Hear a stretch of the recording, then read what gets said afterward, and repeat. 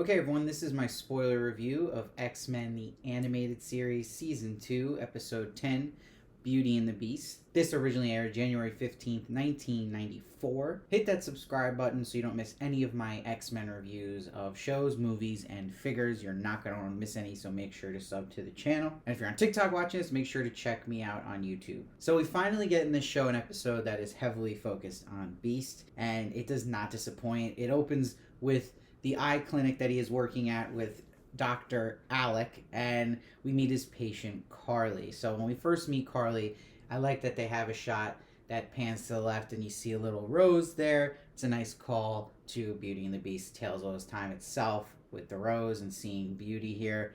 And I like that she's wearing this Walkman straight from the 90s. And they even show the animation that Hank blushes a little bit when Carly says hi to him, which was great. And we learn that she is blind, but Hank thinks he has found a cure for this. Now you get all this happy material in the beginning, and then that's quickly changed when we see that Friends of Humanity show up and Creed, and they attack the eye clinic. And I love when Beast goes outside and throws two of them like bowling balls at the rest of them into pins. That was great. And what's good about this episode is it really gives us nice progress with the Friends of Humanity storyline and with Creed in particular, but it also does a nice job of connecting two X-Men together that really works, splitting the time between Wolverine and Beast and how they work together. And I love that it cuts at this moment to Wolverine flipping out when he sees on TV that the Friend of Humanity attacked a hospital for the blind, as he says. But what's interesting is Jean tells Wolverine at this moment to calm down because it's only going to help their cause if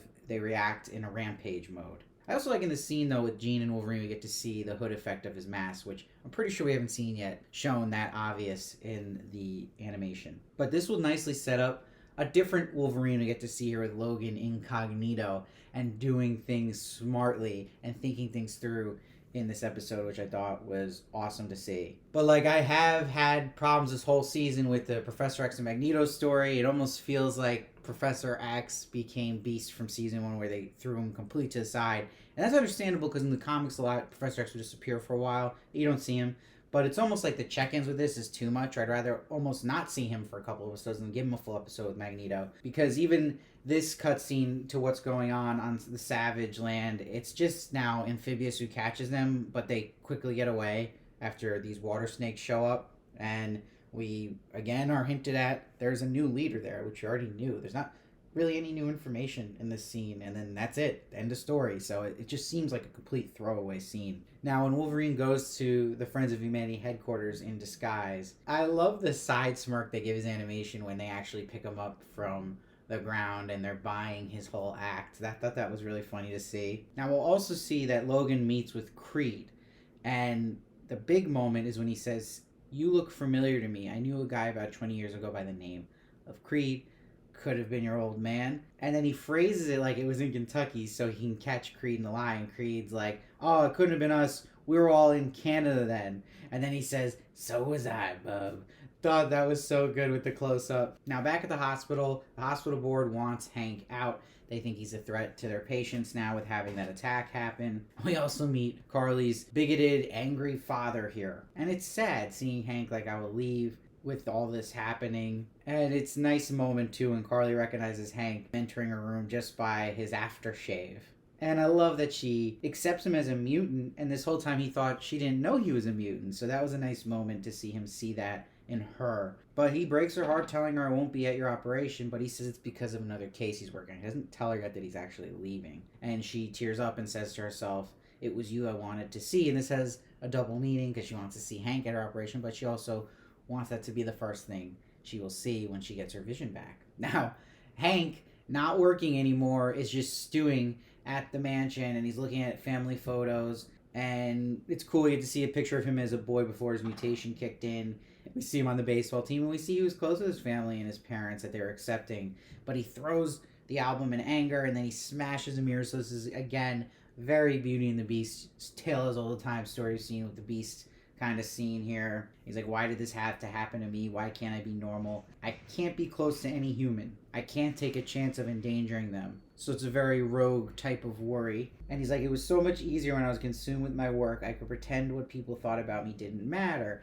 And that's a great line here because, again, this is Beast not working. So now he's facing all these emotions he usually suppresses. And Jean says maybe you should let her decide what to risk. Talk to her, Hank. Give her that chance. Now, one of my issues with this episode's writing is that Jean says this, but we don't really get that moment happen with Hank. He doesn't actually listen to this. He just tells Carly how it's going to be at the end of this episode. And there really isn't a difference in philosophy. It's just, yeah, the world's not ready for us together. People are going to hate this. Not yet, basically.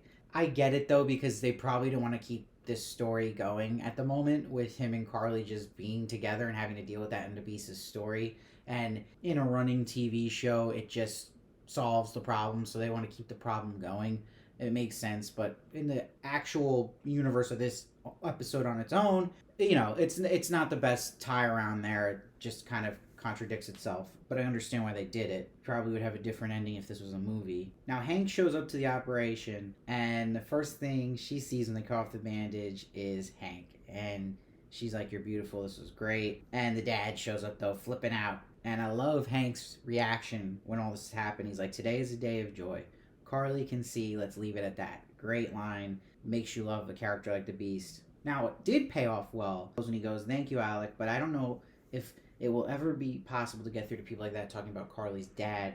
And that by the end of the episode, the dad finally comes around and offers to shake his hand, and it's a step in the right direction. Now, he gives a gift to Alec to give to Carly. Wish we got to see what was in that. I thought that was going to be the big closing scene. We never know what's in the box, so what is that gift? But during all this, there's a reveal that's shocking that the Friends of Humanity broke in at this moment and took Carly. So Beast will go to the Friends of Humanity headquarters to look for Carly, and he kicks some butt here, which is good to see. And Logan at the same time goes to Creed and Carly. And he has a great line when he shows his claws, and Creed is freaking out about it. He's like, "What's the matter, Creed? Daddy's boy doesn't like claws." So good. And when Beast and Carly reunite, the Beast collapses. Wolverine picks him up, and he's like, "Beast, you gotta cut down on those snacks, pal. That was good, too." And Jubilee, Cyclops, and Jean show up when they're all cornered by the Friends of Humanity, and they blow the wall. Jubilee has a great line where she's like, "Weird. Wolverine using his head, and Beast going berserk. What's the world coming to?" Really sums up the episode perfectly. And the big reveal is the projector that Wolverine had planned to be there is revealed to show Sabretooth, and he's Creed's daddy. And we find out his name is Creed Sr. And the Friends of Humanity are like, "Oh, no way. This can't be happening. They don't like it." And he's freaking out like, "I'm not like him. I'm normal. You're not normal. I hate him." He sounds just like Will Forte in any sketch you've seen him in like this. "Because you might have somebody that's like my father.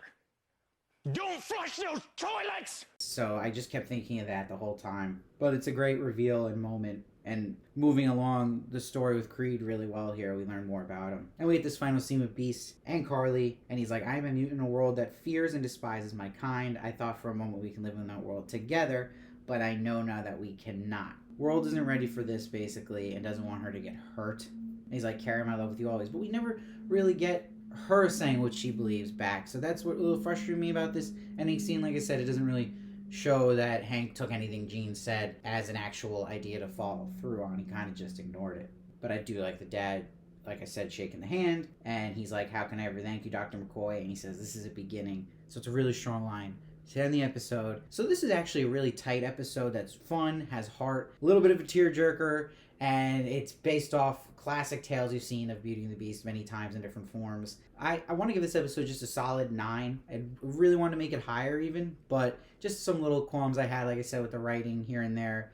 But overall, just I really enjoyed this episode. We got some time with Beast. It was a good love story, and it just worked. There's not much to it that you can complain about. It's very enjoyable, and it was cool to see Beast and Logan work together, even though they weren't directly together during the episode. They were helping each other from a distance, so I thought it was really just enjoyable. Let me know what you thought down below the episode. I'd love to hear your thoughts. I read every comment, try to respond to as many as I can, and make sure to hit that sub button, and I'll see you next time.